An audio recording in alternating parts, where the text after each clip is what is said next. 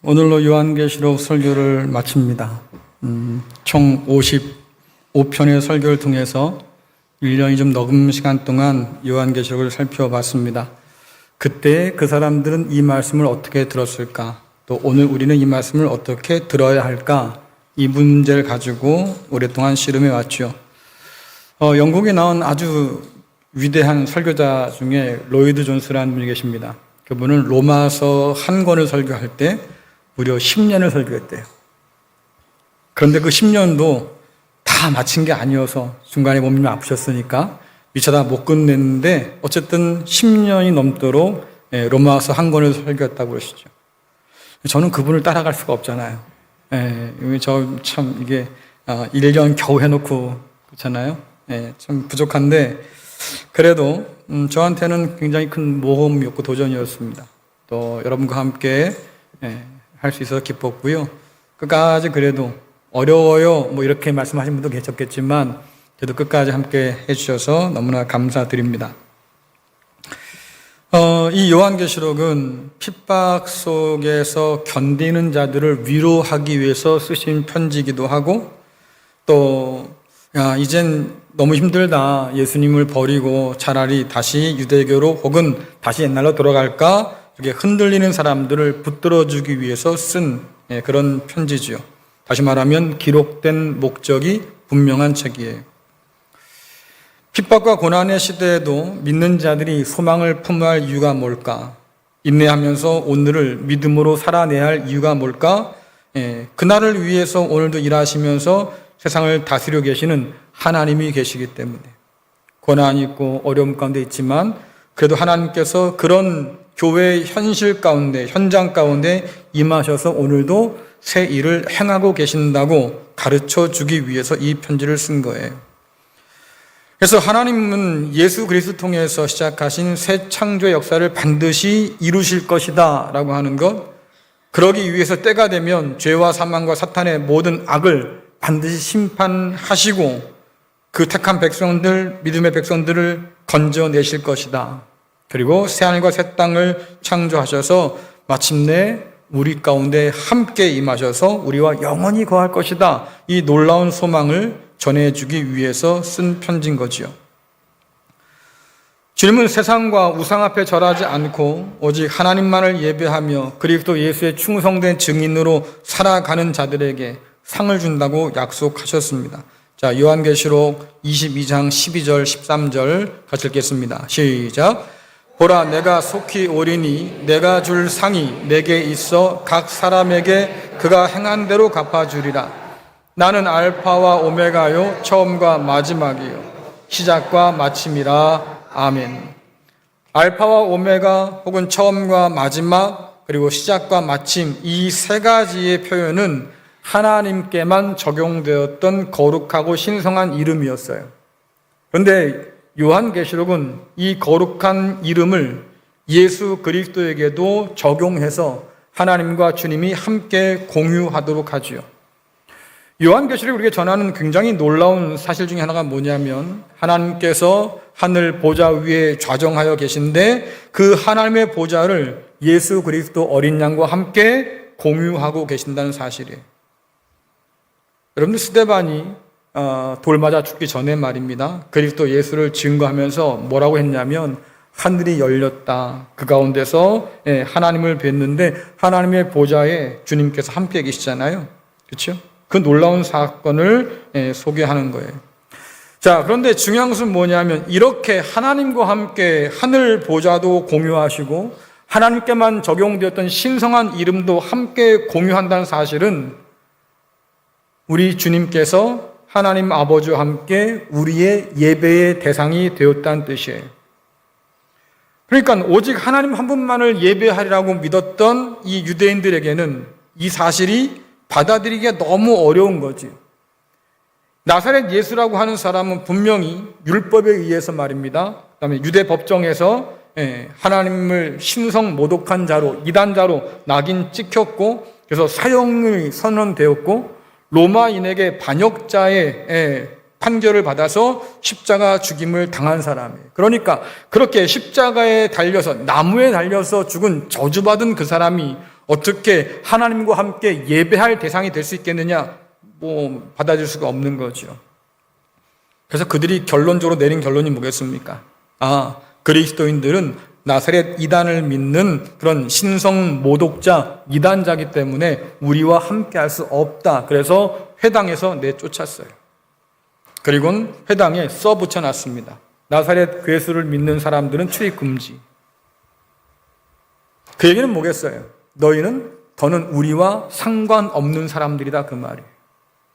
우리는 아브라함과 맺은 언약 안에 있는 사람이기 때문에 우리는 구원받겠지만, 그러나 나사렛 예수를 믿는 너희들은 결국 하나님을 모독한 자들이기 때문에 이방 사람과 다름없어서 약속 밖의 사람이니 회당 안으로 들어오지 못한다는 그런 의미를 가지고 있는 거죠.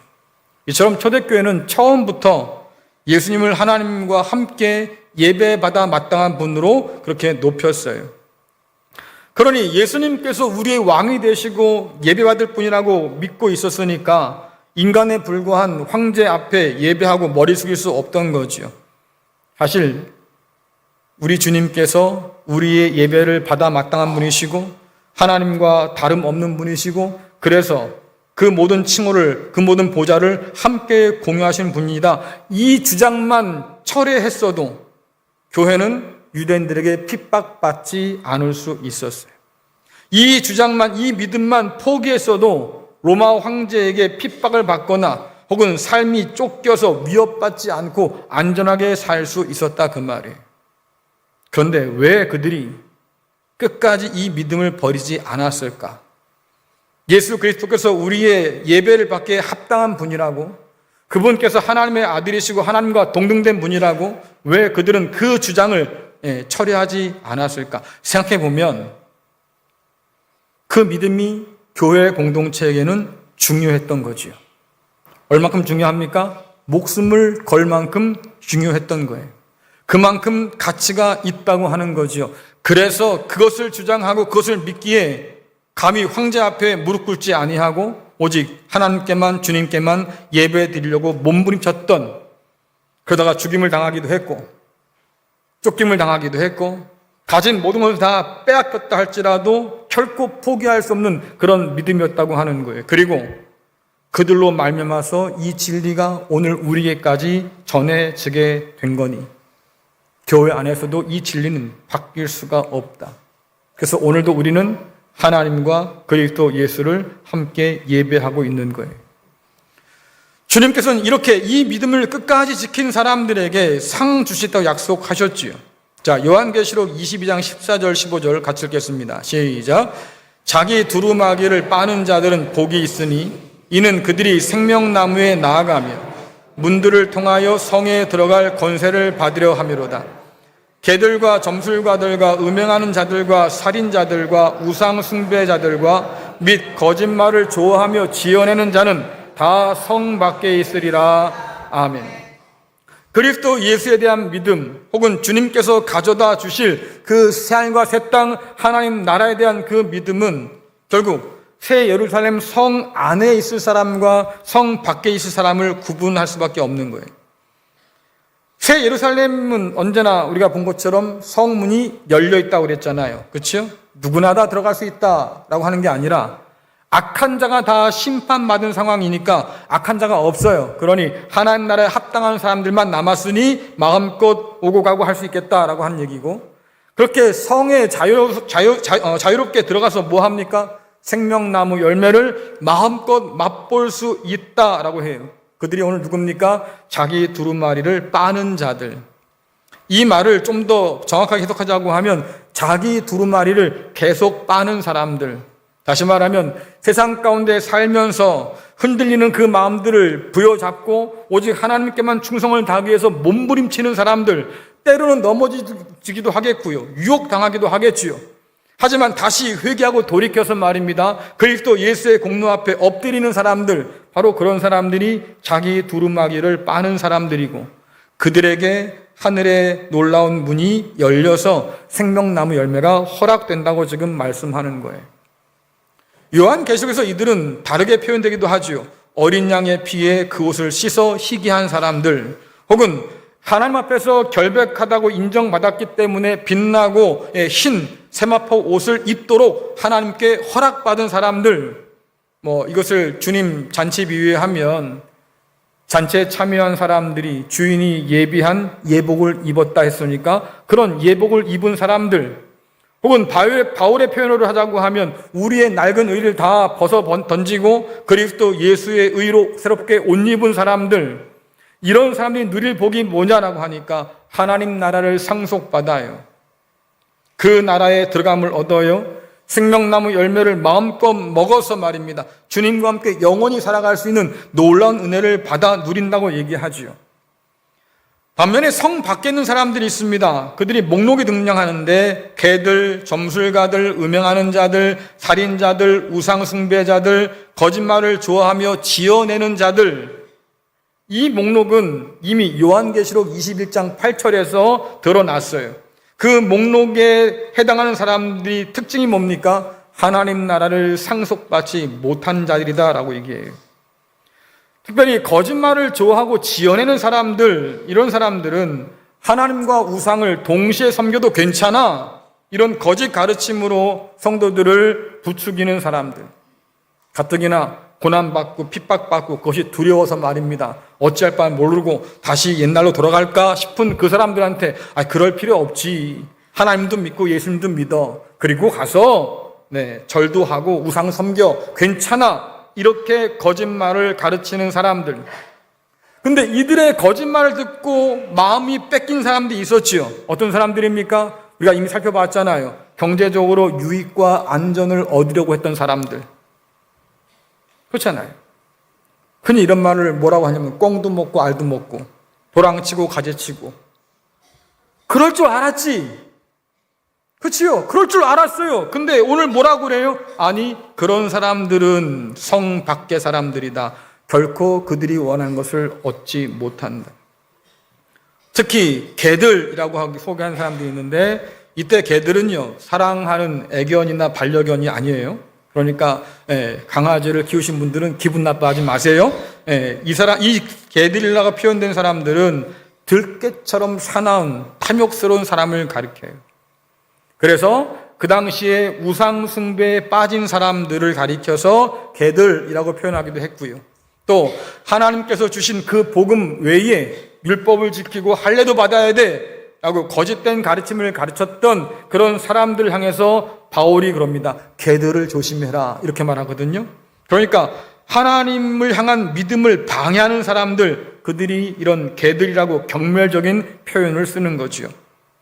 어쨌든 이 모든 사람이 결국 누구냐라고 하니까 성 밖에 있는 사람들, 다시 말하면 그리스도 예수의 언약 밖에 있는 사람들, 그 나라를 위협으로 상속받지 못하는 사람뿐만 아니라 주님께서 경고하신 것처럼 내쫓겨서 슬피 울며 이를 가는 사람들, 그리고 요한계시록의 표현에 의하면 불못에 던져져 심판받을 사람들, 그런 사람들.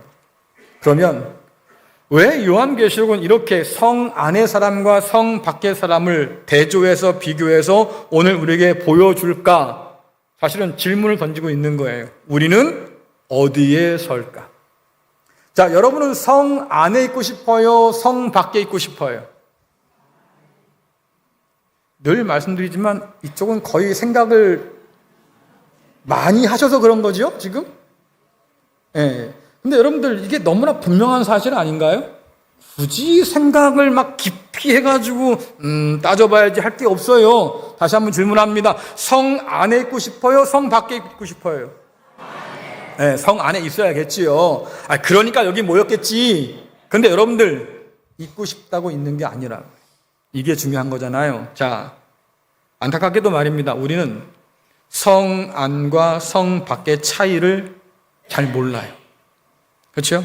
성 안에서 누릴 권세가 얼마나 대단하고 얼마나 큰 은혜인지를 우리는 깨닫지 못할 뿐만 아니라 성 밖에서 우리가 받을 심판이 얼마나 무시무시하고 끔찍한 건지 우린 잘 가늠이 안 돼요.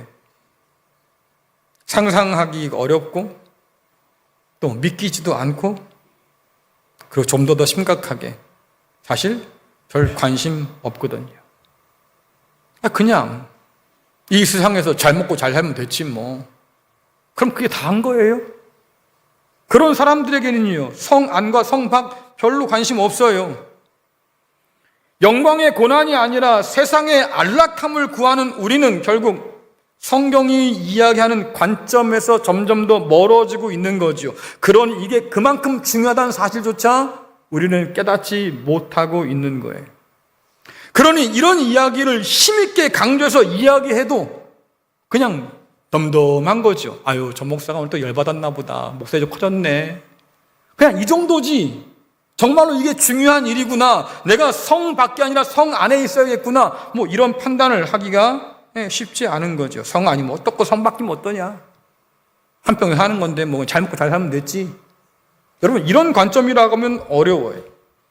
그래서 이런 우리에게 필요한 것이 뭐냐라고 하니까 주님께서 가져다 주신 하나님의 나라, 그 나라를 통해서 세상을 바라보는 관점이 필요한 거죠. 다시 말하면 요한계시록에서 가르치는 새 창조의 관점에서 세상을 바라보고 우리의 내일을 바라볼 수 있어야 한다, 그 말이에요. 그래서 우리가 회복해야 할 이 새 창조의 관점은 다른 데서 얻을 수 있는 게 아닙니다. 여러분들이 철학책을 뭐 뒤져본들 말해주지 않아요. 과학책을 아무리 뒤적거려도 말입니다. 이런 얘기 해주지 않는다, 그 말이에요. 심지어 뭐 사회과학의 여러 가지 이야기들을 들어봐도 이런 얘기는 나오지 않아요. 우리가 죄인이라고, 그런 우리를 하나님이 사랑하셨다고, 아들을 보내셨다고, 마침내 우리와 함께하기 위해서 말입니다. 모든 악을 다 제거하시고 그 우리 가운데 새로운 하늘과 새 땅을 창조하셔서 우리 가운데 임하실 거라고. 여러분, 누가 이런 얘기를 해주겠어요? 어디 가도 듣지 못하는 이 이야기를 오직 성경을 통해서만 들을 수 있으니까 하나님 나라의 관점을 잃지 않으려고 하면, 새 창조의 관점으로 세상을 바라보려고 하면 우리는 다시 성경 앞에 무릎을 꿇어야 한다고 하는 것이요. 자, 요한계시록 22장 16절을 같이 읽어보겠습니다. 시작. 나 예수는 교회들을 위하여 내 사자를 보내어 이것들을 너에게 증언하게 하였노라. 나는 다윗의 뿌리요 자손이니 곧 광명한 새벽벌이라 하시더라. 아멘. 요한계시록은 어떤 책이냐, 어떤 편지라고 하니까 주님께서 교회를 위해 주신 말씀이다 그래요. 왜 교회에 주셨을까? 세상과 벗하고 짝하다가 함께 망하지 말고 진리 안에, 믿음 안에 깨어서 인내함으로 하나님 나라를 상속받아라. 그 영원한 나라를 함께 누려라. 이것이 주님의 마음이잖아요. 그러니 그 마음 가지고 우리에게 이 편지를 주신 거예요. 그러면 그 나라를 약속하신 주님은 도대체 누구시길래 그 나라를 우리에게 준다고 그러냐? 여러분 생각해 보세요. 아니, 내게 아닌데 내가 줄게 약속한다고 해서 그 약속이 지켜지겠습니까? 그렇잖아요. 내가 가진 것이니까 내가 준다고 말할 수 있는 거잖아요. 우리는 보통 그럽니다. 배워서 남 주냐? 남 줘야지. 내 거니까, 내가 알았으니까 가르쳐 줘야지. 그래요. 내가 아는 것만 줄 수 있는 거고요, 내가 가진 것만 줄 수 있는 거예요. 그러면 주님께서 내가 너에게 내 나라를 줄 거야, 영생을 줄 거야, 생명나무 열매를 줄 거야, 이런 얘기 하실 때는 주님께서 그것의 주인이란 얘기겠지요. 그래서 그 나라를 약속하신 주님이 누구냐? 다윗의 뿌리 자손이래요. 하나님께서 약속하신, 다윗에게 약속하신 그 영원한 나라를 가져다 주시는 바로 그분, 우리 주님이 왕이시다라고 하는 것이고, 그래서 성경이 요한계시록에 뭐라고 그럽니까? 우리 주님과 함께 왕노릇한다라고 얘기하잖아요. 또한 어둠을 비추는 광명한 새벽별이라고 말씀하시는데, 이것은 성경이 예언한 메시아에 대한 하나의 상징이에요. 새벽별, 메시아라는 상징이겠죠. 근데 이 새벽별이 우리에게 보여주는 이미지는 뭐냐면, 곧 어둠이 거칠 거야, 새벽이 밝아올 거야 라고 하는 거예요. 아직은 해가 뜨지 않았고 밤하늘에 별이 총총거리는데 말입니다. 새벽별이 반짝반짝 빛나요. 결국 뭡니까? 곧 어둠이 거치고 아침이 밝아오겠구나. 주님께서 우리에게 새벽별이 된다고 하는 것은 지금 핍박과 고난의 어둠 가운데 너희가 휩싸여 있지만 그러나 걱정하지 말아라. 곧 아침이 밝아올 거야. 왜? 내가 속히 올 거다라고 말씀하시는 거죠. 또한 여전히 우리에게도 말씀하시는 거예요. 세상에 포로되어 살지만 그런 우리의 어둠을 밝힐 빛으로 주께서 이 땅 가운데 오셨다고 하니까 여전히 우리도 그 빛 안에 살아간다고 하면 동토오는 하나님의 나라의 새벽을 바라볼 수 있겠지요. 그렇기 때문에 저와 여러분이 가진 진짜 문제가 뭐냐라고 하는 거죠. 여러분, 세상이 어두운 것, 그게 진짜 문제가 아니에요. 세상은 언제나 어두웠잖아요. 그렇잖아요. 아담과 하와의 타락 이후에 세상은 점점 더 어두워져 갔어요. 왜? 세상에 죄가 충만하니까. 그래서 진짜 문제는 뭐냐면 그 어둠이 아니라요, 그 어둠을 이길 빛을 우리가 가지고 있느냐, 이게 문제인 거죠.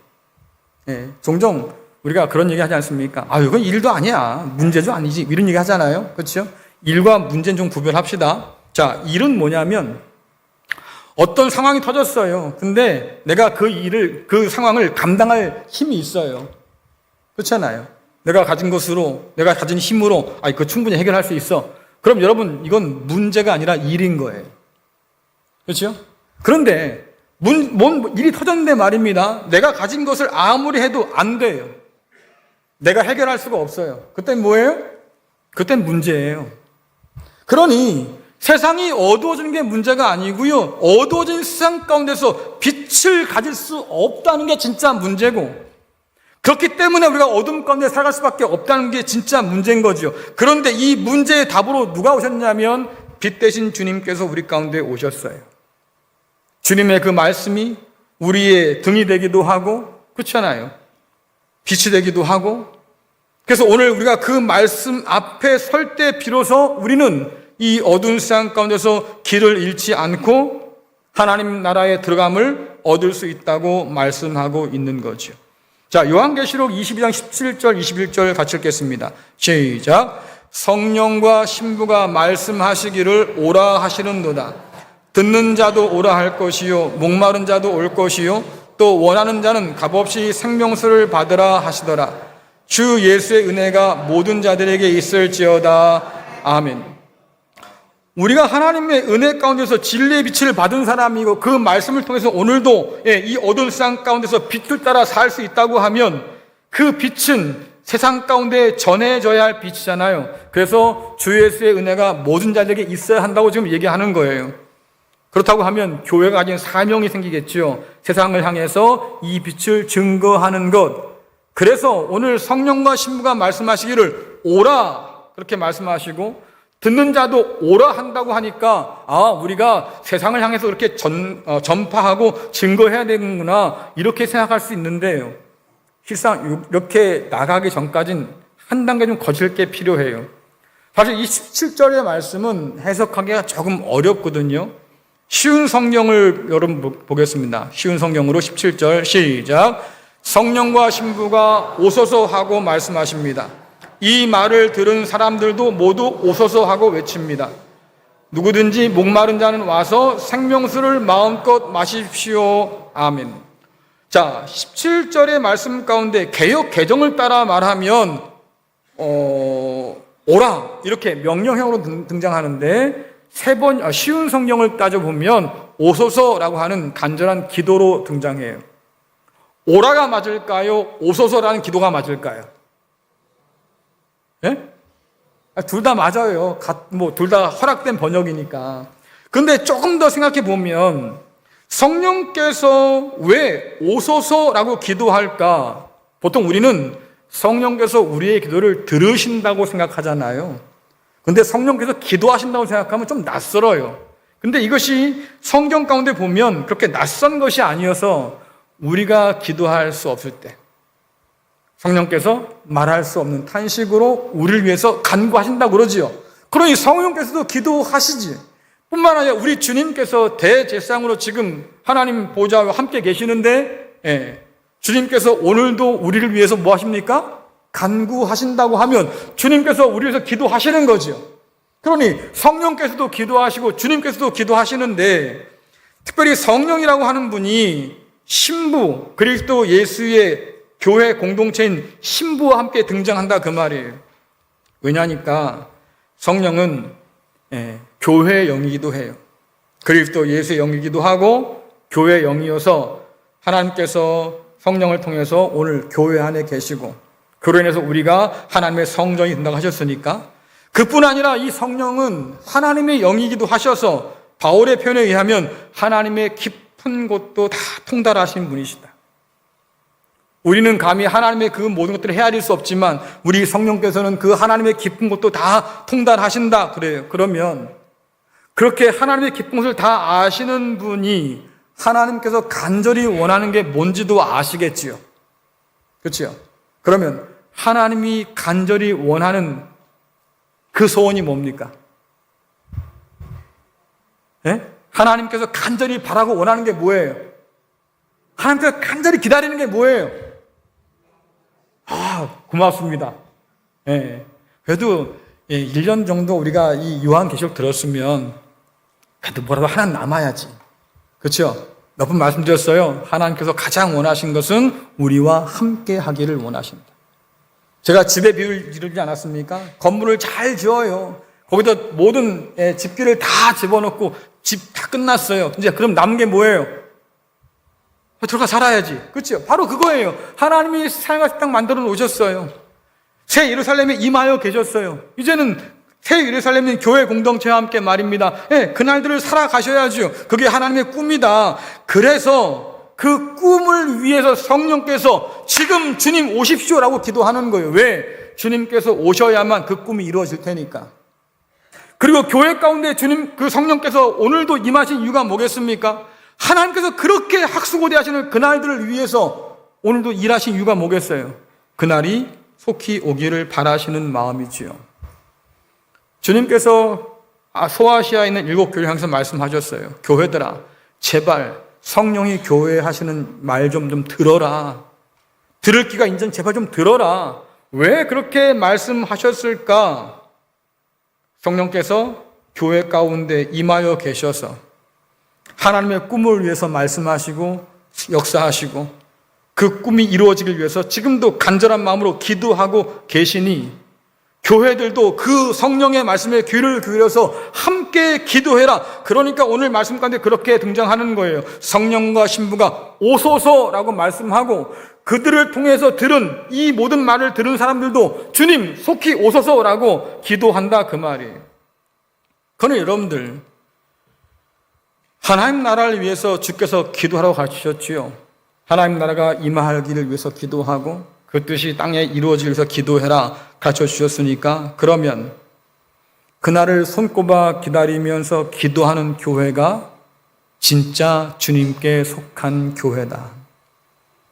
이 땅에서 잘 먹고 잘 살기를 위해서 기도하는 기도가 주님의 기도가 아니라 하나님의 나라가 이 땅 가운데 이루어지고 임할 그 날들을 소망하면서 바라보는 기도가 주님께서 가르쳐 주신 기도고 그 기도를 드릴 수 있는 교회 공동체야말로 주님의 꿈을, 하나님의 꿈을 함께 꾸는 하나님께 속한 교회다라고 하는 거예요. 그래서 이 말씀을 잘 살펴보시면 교회만 세상 가운데 핍박 가운데 있는 교회만 혹은 그런 인간으로 말미암아 탄식하는 만물만 그날이 오기를 손꼽아 기다린 것이 아니고요. 성부, 성자, 성령, 삼위일체 하나님께서 그날을 손꼽아 기다리셔서 오늘도 영으로 역사하시고 말씀으로 역사하셔서 그 일들을 우리 가운데서 이루어 가고 계신다고 하는 거예요. 그러니 그 말씀을 우리가 바르게 알아야만 그 진리를 따라서 살아갈 수 있겠지요. 그러나 이 약속은 아까도 말씀드린 것처럼 우리만을 위한 것은 아니다. 왜? 하나님께서는 만물이 회복되기를 원하신 분이시고 그래서 새하늘과 새 땅을 창조하기를 원하시는 분이시고 그 나라 가운데 들어오는 모든 사람들에게 말입니다. 차별 없는 은혜를 주겠다고 하신 분이시니까 이 받은 복된 소식을 교회를 통해서 세상을 향해 외치라고 명령하셔요. 그런데 우리가 여러분들 세상에 향해서 외친다고 해서 모든 사람이 다 응답한 건 아니잖아요. 그 말씀해 보니까 듣는 자, 목마른 자, 원하는 자가 그 말씀에 반응한다. 들을 귀가 있는 자, 영적인 목마름을 깨달은 사람, 그래서 원하고 찾고 구하면서 두드리는 사람, 그런 사람들에게만 이 모든 것이 값없이 주어진다고 지금 말씀하고 있는 거예요. 들을 귀가 있어야만 진리를 깨달아 알지요. 사슴이 목말라서 말입니다. 시냇물을 찾는 것처럼 내 영혼의 갈증이 있다는 것을 깨달아 알아야 하나님 앞에 무릎 꿇는다 그 말이에요. 하나님께서 우리에게 아무리 말씀하셔도 들을 귀가 없고 볼 눈이 없으면 진리를 알아보지 못하는데, 요한의 관점에 의하면 하나님의 음성을 알아듣지 못하면, 목자의 음성을 알아듣지 못하면 하나님께 목자에게 속한 양이 아니라고 그러잖아요. 그러니 우리가 세상을 향해서 증언한다 할지라도 들을 사람만 들을 거예요. 그리고 그들은 자기의 영적 목마름을 해결하기 위해서 하나님 은혜 앞에 엎드릴 것이고, 두드리고 찾고 구할 때 하나님 그들에게 약속한 대로 허락해 주실 거다, 그 말이겠지요. 그런데 세상을 향해서 우리가 전하기 전에 말입니다, 교회가 먼저 점검할 것이 한 가지 있어요. 과연 우리는 그날을 기다립니까? 과연 우리는 약속하신 그 생명수를 오늘 맛보며 살까요? 오늘 우리에게 생명수를 약속하신 주님을 과연 우리는 믿고 있을까요? 한번 생각해 보십시오. 우리도 기다리지 않는 그날을 누가 기다릴 수 있겠습니까? 우리도 맛보지 못한 생명수로 어떻게 세상 사람들을 초대할 수 있겠습니까? 우리가 믿지도 않는 주님을 어떻게 세상을 향해서 믿으라고 얘기할 수 있겠냐, 그 말이에요. 그러니 누군가에게 증거하기 전에 먼저 점검해야 한다, 그 말이죠. 나는 그 말씀을 믿고 지금 기다리고 있는 걸까? 나는 약속하신 그 생수, 그 성령을 맛보며 살아가고 있는 걸까? 나는 정말로 주님을 믿고 신뢰하면서 오늘을 견디며 사는 걸까? 점검해 봐야지요. 여러분, 제가 목사인데요, 이 자리에 서서 말씀을 전해요. 근데 제 마음속에 뭐 말씀이 거기서 거기지, 뭐 내가 설교한다고 뭐 사람이 변하겠냐? 그래서 제가 말씀도 믿지 않고요, 그냥 설교를 해요, 기계적으로. 그럼 좋겠어요, 여러분들? 싫지요? 그럼 안 되겠지요? 그러면 제가 말입니다, 믿음을 가지고 이것이 우리의 진리입니다, 이것이 우리의 살 길이에요 라고 확신해가지고 여러분이 증거할 때 여러분들이 아유, 저 양반이 또 흥분했나 보네, 뭐 그게 그거지 뭐, 그럼 되겠어요? 그래요. 중요한 건 바로 거기에 있다, 그 말이에요. 내가 그 은혜를 누리고 내가 그 은혜를 맛보고 내가 지금 주님과 동행하고 우리 안에 계신 성령을 내가 느끼며 살아가느냐, 이게 중요할 텐데, 만약 그러지 못한다고 하면 우리의 증거가 무슨 힘이 있을까? 입소문이 중요해요. 장로님들 가운데서 우리 노병훈 장로님이 맛집 리스트를 갖고 있어요. 예. 그러니까 궁금하면 물어보세요. 장로님 여기 어딘데 여기 뭐가 맛있어요? 한번 물어보세요. 왜냐하면 이분이 일을 이제 사방팔방 다니다 보니까 맛있는 집들을 알게 되더라고요. 그래서 장로님 거기 뭐가 맛있어요? 그럼 거기 한번 가보시라고. 예. 그러면 맛있어요. 근데 여러분들 그 맛집을 어떻게 선별해냈을까요? 그냥 먹어본 거예요. 먹어봐서 맛있으니까 우리한테 알려주겠지. 바로 그런 거지요. 주님께서 우리에게 주신 이 복된 소식 역시 믿음 안에서 미리 맛본 사람들만이 힘있게 증거할 수 있고, 그럴 때 세상 사람들이 말입니다, 우리가 전하는 그 말에 귀를 기울이게 되고 주님의 약속들을 바라볼 수 있게 되는 거예요. 자, 그렇다면 이렇게 믿음이 약한 우리가 어떻게 주님의 온전한 약속을 맛볼 수 있을까? 이게 중요하잖아요. 자, 요한계시록 22장 18절에 19절 말씀 같이 읽겠습니다. 시작. 내가 이 두루마리의 예언의 말씀을 듣는 모든 사람에게 증언하노니, 만일 누구든지 이것들 외에 더하면 하나님이 이 두루마리에 기록된 재앙들을 그에게 더하실 것이요, 만일 누구든지 이 두루마리 예언의 말씀에서 제하여 버리면 하나님이 이 두루마리에 기록된 생명나무와 미 거룩한 성의 참여함을 제하여 버리시리라. 아멘. 의사가 말입니다, 처방을 내리지요. 만약 여러분들이 제가 오늘 어저께 밤에 열이 좀 났어요, 그러면 그냥 간단해요. 약국 가서요, 해열제 주세요 라고 얘기하면 되잖아요. 그 정도면 해결되니까. 자, 해열제를 먹는데 여러분들은 어떤 해열제를 드시나요? 타이레놀, 아스피린, 게보린, 그렇죠? 기타 등등 있겠죠. 자, 사실요, 여러분이 선호하긴 하지만 뭘 먹어도 괜찮아요. 그렇죠? 열만 떨어지면 되는 거잖아요. 그러니까 그 정도는 뭘 먹어도 괜찮다고요. 그런데 만약에 생명이 아주 중대한 그런 위태로운 그런 중환자가 있어요. 그러면 의사의 처방에 따라서 약을 줘야지요. 근데 이 처방전에는 굉장히 세부적인 내용들이 적혀 있습니다. 자, 첫 번째가 뭐냐면 약의 종류가 정해져요. 그렇죠? 간이 지금 망가졌는데 말입니다. 뭐 폐가 좋았냐? 필요 없잖아요. 그러니까 거기에 맞는 특정한 약들을 정해줘요. 뿐만 아니라 용량도 정해줘요. 그리고 용법도 가르쳐줘요. 그리고 뭐 합니까? 이 약을 먹을 때는 이런 거 하면 안 돼요. 주의사항까지 아주 세심하게 적어주지요. 그래서 처방전은 엄격해요. 함부로 바꿔서는 안 된다. 그럼 내가 그 약을 처방받았어요. 그래서요, 오늘은 기분이 좀 그러니까 이 약을 빼고 먹어야겠다. 네, 대신에 다른 약 좀 더 같이 얹어서 먹으면 안 될까? 안 돼요. 그럼 큰일 나는 거예요. 다시 말하면 정해진 대로 먹어야 돼요. 또 중환병 걸린 사람들의 특징 중에 하나가 뭐냐면 귀가 얇아져요. 그 얘기는 뭐냐면 그만큼 간절하다 그 말이겠지요. 그래서 누가 옆에서 툭 하면 그래? 약간 이래. 그거 누가 지난번 당신과 똑같은 병 걸렸었는데 그거 먹으니까 나았대. 그러면 검증됐든 안 돼도 상관이 없어요. 왜? 일단 먹고 봐야 돼. 난 낫고 싶으니까. 근데 의사는 뭐라고 그래요? 확인 안 된 민간요법이라 이런 거 절대로 안 돼요. 그렇지요? 만약에 누군가 그거에서 살았다고 한다고 하면, 그래서 내가 마음대로 그것을 가져다 먹는다고 하면 나한테 해로울 수도 있으니까 그건 자기가 자기를 죽이는 길인 거잖아요. 말씀도 똑같다. 더하지도 마라, 빼지도 마라. 만약에 더한다고 하면 내가 재앙을 더할 거야. 만약 뺀다고 하면 내 이름을 생명에서 빼버릴 거야. 뭐 이렇게 말씀하시니까, 자, 그러면 왜 그러실까? 하나님 말씀은요, 우리를 구원에 이르게 하기에 충분해요. 더 필요합니까? 아니요.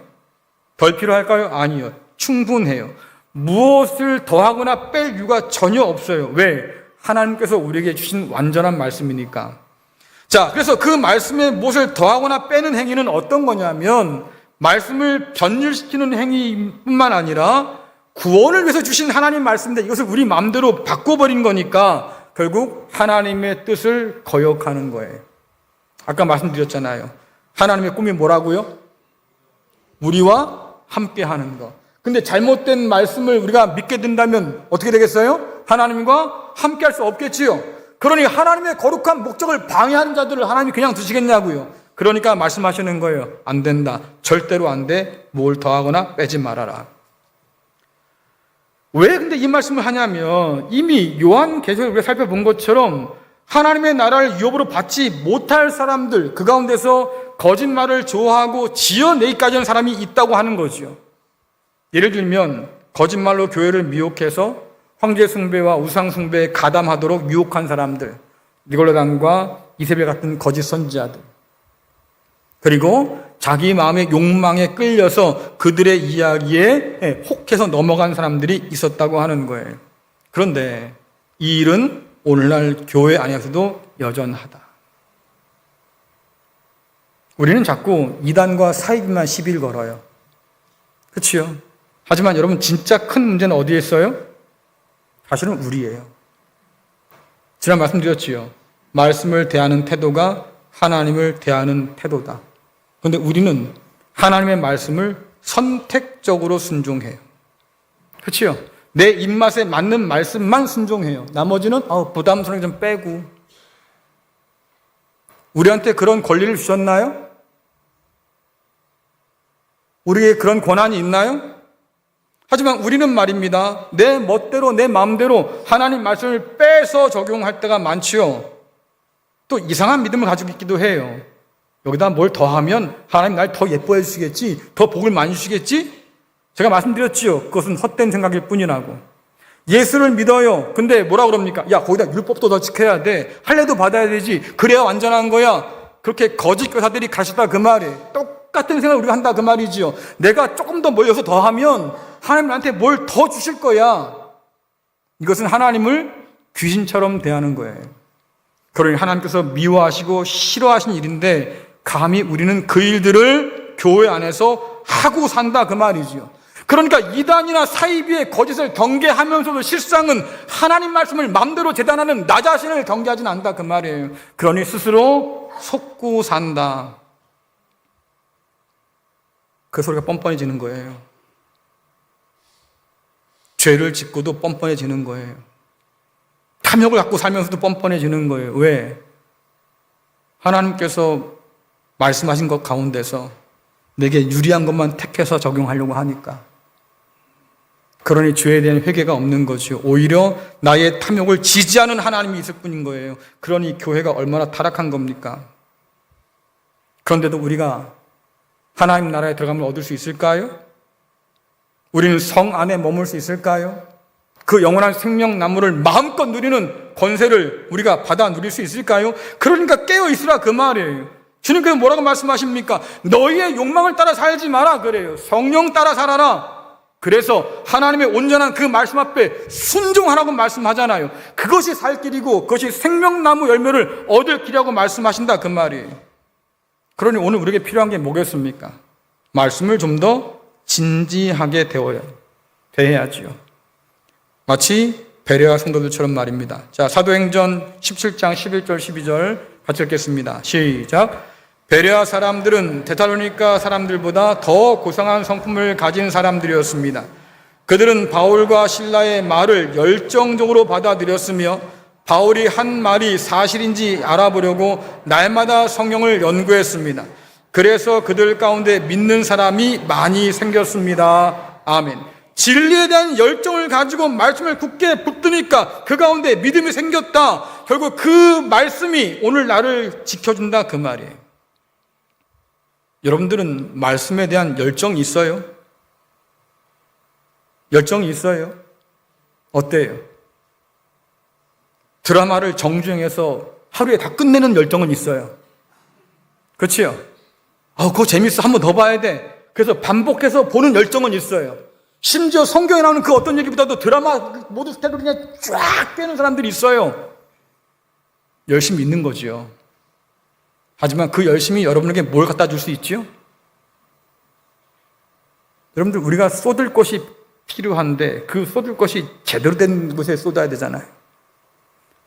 베레아 사람들은 더 신사적인 사람이어서 바울과 실라의 말을 열정적으로 받아들였을 뿐만 아니라 성경을 통해서 그 말씀을 연구해서 확신 가운데 머물게 되었고 결국 그래서 믿는 사람들이 많아지게 되었다. 사실은 이것이 오늘 우리에게 필요한 태도인 거예요. 진리가 갈수록 혼탁해진 이 시대 가운데서 우리가 하나님을 향한 초점을 잃지 않는 것, 그것은 다른 길이 없어요. 오직 다시 말씀 앞에 서는 것. 오직 온전한 그 말씀을 믿을 때 주님이 약속하신 것을 미리 맛보면서 그날들을 기다리고 소망할 수 있겠다라고 하는 거지요.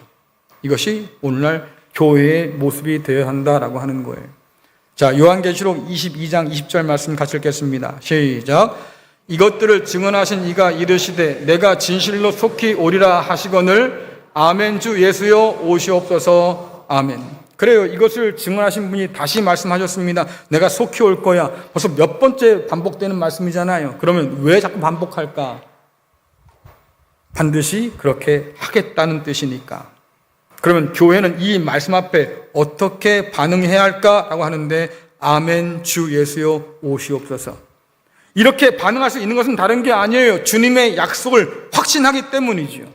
그리고 이 놀라운 고백들 아멘. 주 예수여 오시옵소서. 이 고백들이 예배 가운데서 늘 표현되어야 한다 그 말이에요. 왜? 예배 가운데 주께서 영으로 임재하여 계시고 말씀을 통해서 역사하고 계시니 우리는 오늘 우리 안에 임하신 그 주님을 통해서 다시 오실 주님에 대한 소망을 품게 된다고 하는 거예요. 그래서 예배 가운데 임하신 그 주님을 통해서 우리는 하나님 나라의 잔치를 미리 맛보게 되고 예배 가운데 역사하시는 성령을 통해서 우리에게 약속하신 그 놀라운 생수를 미리 맛보게 되고 그리고 그 약속 안에서 다가올 그날들을 소망하며 산다 한 얘기지요. 그래서 그리스도 예수를 온전히 믿는 사람은 아멘 주 예수여 오시옵소서 이 기도를 잃지 않는다고 하는 거고 그 기도를 드리는 교회만이 그 나라를 맞이할 수 있는 진짜 주님의 교회다. 주님에 대한 신앙이 아닌 주님을 기다리는 신앙이 아니라고 하면 우리는 지금 잘못 믿고 있는 것.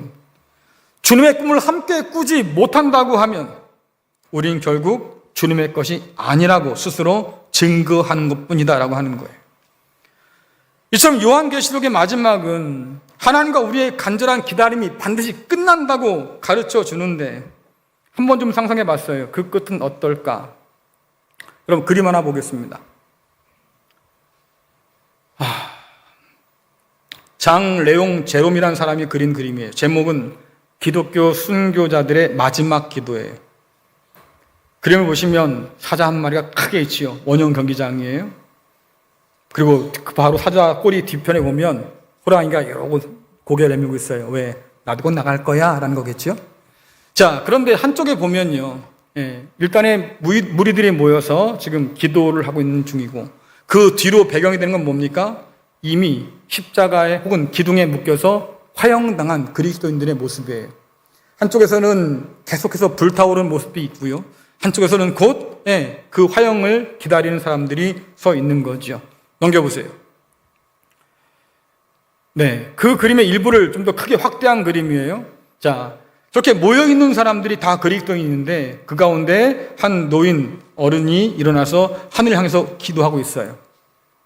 이 장면을 보면 십자가에 돌아가기 직전에 하나님을 향해서 아버지, 내 영혼을 아버지께 맡긴다 했던 그 주님의 기도가 생각나죠. 저들도 그랬을 거예요.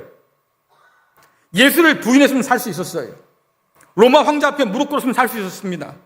하지만 저들은 그러지 않아서 잡혀온 거고 반역자를 지금 처형당한 거잖아요. 그런데 그들이 그 죽음 직전에 하나님 향해서 기도하는 거예요. 하나님, 우리의 영혼을 하나님께 맡깁니다. 우리가 믿음을 따라 여기까지 왔고 믿음 따라 죽사오니 주님 오실 그날에 우리를 기억하여 주십시오. 지금 기도하겠지요. 자, 제 질문은 바로 거기에 있어요. 저 모습이 오늘 우리의 모습일까요? 우린 저들을 지금 닮았을까요? 생각해 보세요. 제가 늘 고민한 게 있다고 그랬지요. 바울과 베드로가 순교당한 사람이에요. 그런데 만약 그들이 살아서 우리를 본다고 하면 우리를 알아볼까요? 우리가 믿는 예수님을 저들도 그게 우리 주님인데 라고 말해줄까요? 우리가 저들 같을까? 요한계시록 마지막 설교를 준비하다가 문득 기억난 노래가 하나 있었습니다. 가수 이적이 부른 노래인데요, 거짓말 거짓말 거짓말이라는 노래. 자, 한번 가사 띄워줘 보세요. 가사가 그렇습니다. 다시 돌아올 거라고 했잖아. 잠깐이면 될 거라고 했잖아. 여기 서 있으라고 말했잖아. 거짓말 거짓말 거짓말. 물끄러미 선 채 해가 저물고 웅크리고 앉아 밤이 깊어도 결국 너는 나타나지 않잖아. 거짓말 거짓말. 가사의 일부예요. 왜 이 사람이 이 가사를 적었을까? 옛날에 너무 가난해서 자식을 버릴 수밖에 없던 사람들, 공원에 데려가서 잘 놀다가 엄마 잠깐 다녀올게 라고 애를 세워놓고 그냥 도망간 사람들이 있었어요.